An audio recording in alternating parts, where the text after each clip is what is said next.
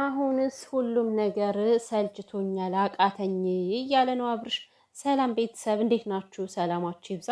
አብርሽ እንግዲህ ያው ያለ ሩታ ብቻውን በጣም ግራ ገብቶታል፣ ደብሮታል ሁላ ማለት ነው። ሲጀመር ሰው ተለያይቶ ምን ሰላም ይኖረዋልና ያው ወደ ቡታጅራ ይላል ብቻ የሆነ ደብዳቤ ከላከችለት በኋላ ሱስ በቃ ከራሱ ጋር አይደለም ሩታ ከዚህ በኋላ መመለስ አትችልም፣ አልመለስም ብላኛለች ብሎ ነው ራሱን እያሳመነው ያለው።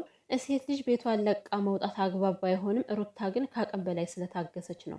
ሴት ልጅ እውነት ለመናገር ትዳሯን ወድ አይደለም የምትፈታው፣ አስገዳጅ ነገር ሲሆንባት ነው ቤትም ለቃ የምትወጣውና የሩታን ስሜት ሩታ ስትሰቃይ የነበረበትን ጉዳይ ማንም ያየላት የለም። እውነት ለመናገር ከዛ ቤት ብቻዋን አብርሽ ቡታጅራ ነበረ። በዛ ላይም ሁሉ ሰው እሷ ላይ ነበር የሚፈርደውና እሷ የምትፈልገው እኮ የባሏን አቴንሽን ነው። ባሏ ከእሷ ጋር እንደሆን ትፈልጋለች። አሁንም ቢሆን አብርሽ አቃተኝ ደከመኝ ሳይሆን ተስፋ ሳትቆርጥ የምትፈልገው እሷ ጥፋትን እንድታስተካክል ነው። በቃ ለወደፊት ብቁ ነኝ ወይ ብሎ እንዲያስብ ፈልጋለሁ።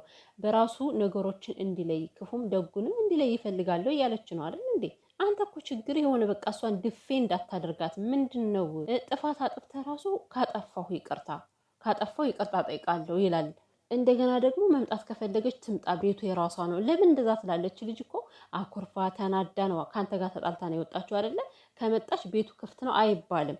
በስነ ስርዓቱ አንተ ጥፋትን አውቀህ በቃ ይሄ ጥፋት የኔ ነው ብለህ ተገንዝበ ምን ያክል እንዳስቀየምካት ተረድተህ እሷን ልትመልሳት ይገባል እንጂ በእንደዚህ አይነት አይደለም። እሷ እንድትማር ነው የምትፈልገው እንጂ እውነት ሩታ ቆርጣ አይመስለኝም። ግን የሆነ በቃ እንዲማር የምትፈልገው ነገር አለ።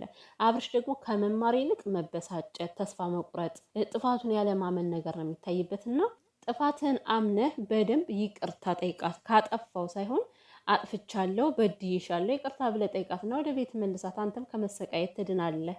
እች ልጅ እርጉዝ ነች። በዚህ ሰዓት ላይ መበሳጨትም ማልቀስም የለባትም። አሁን እሷ ቤት ወጥታ ስለሄደች ሰላም ናት ማለት አይደለም። የምር በጣም ነው የሚከፋት፣ በጣም ነው የምታለቅሰው።